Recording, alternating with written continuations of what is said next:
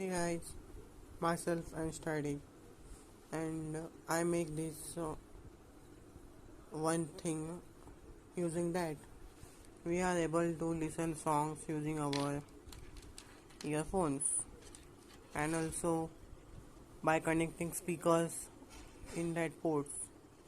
These are two charging ports and this is our Bluetooth module.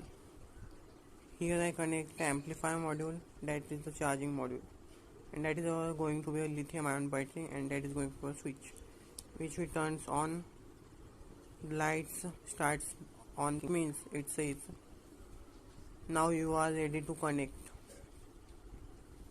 When that lights turn off the blinking, then it is going to be the connected to our mobile. So that is my project. If you want its circuit diagram, comment yes.